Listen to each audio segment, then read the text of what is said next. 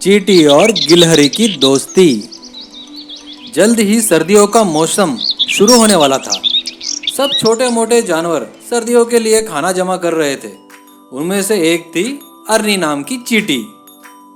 बहुत कम समय बचा है, जल्दी जल्दी मुझे खाना ढूंढकर जमा करना होगा, वरना मैं तो इस सर्दी में भूख से मर जाऊंगी। तभी अचानक अरनी की नजर एक पेपर के पैकेट पर पड़ती है। वह जाकर देखती है तो उसमें अनाज के दाने होते हैं। अरे वाह, ये तो ढेर सारे दाने हैं। इसमें मैं तो क्या, मेरे जैसे और 4-5 चींटियों का गुजारा हो जाएगा। और ये पैकेट में इतना बड़ा कहाँ कैसे लेके जाऊं? मैं इसे घर तक कैसे लेके जाऊंगी? चलो खींच कर देखती हूँ। बहुत ज्यादा भारी है, कुछ सोचना होगा।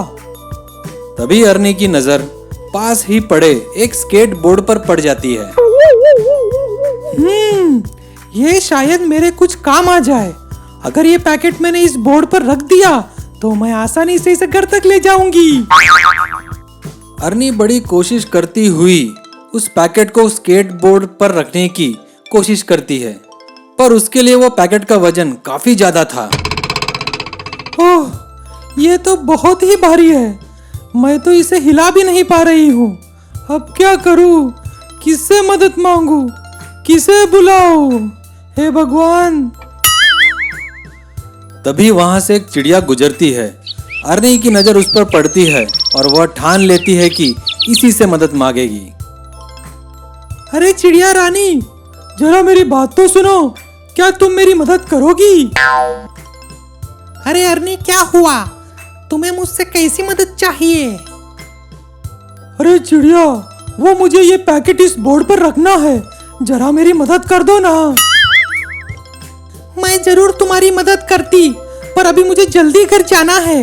मेरे बच्चे मेरा इंतजार कर रहे हैं।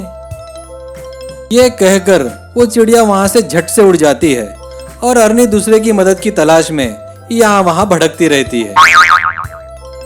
ओहो, 2 मिनट का ही तो काम था।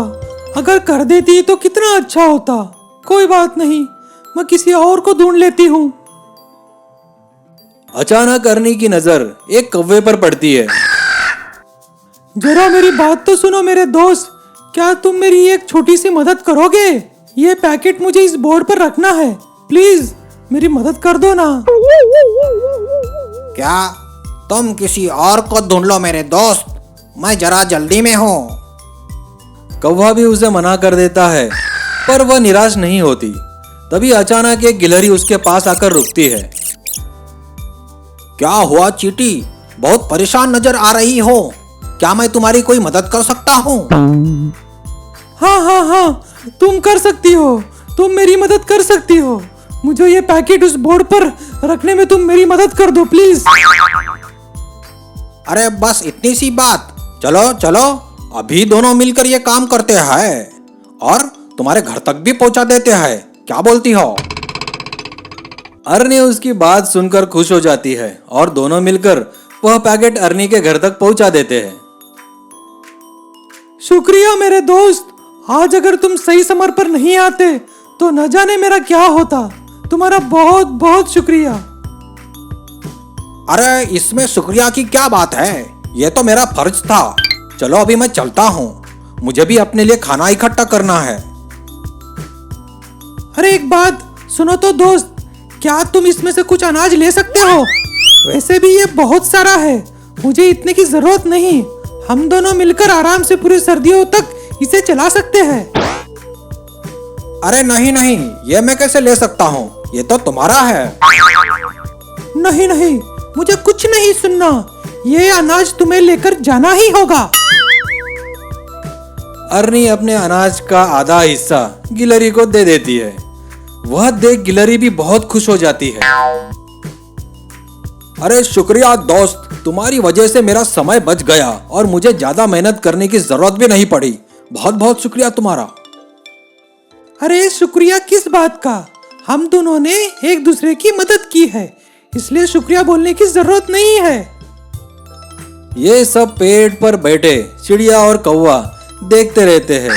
ये देखकर उन्हें बड़ा अफसोस होता है उन्हें लगता है कि काश हमने अगर अरनी की मदद की होती तो अरनी भी हमें आधा हिस्सा देती और हमें भी खाने के लिए इधर उधर घूमने की जरूरत नहीं पड़ती।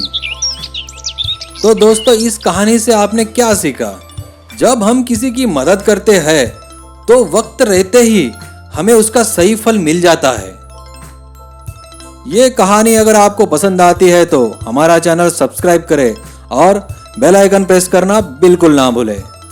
हम जल्द ही लौटेंगे आपके लिए एक मजेदार कहानी लेकर। शुक्रिया।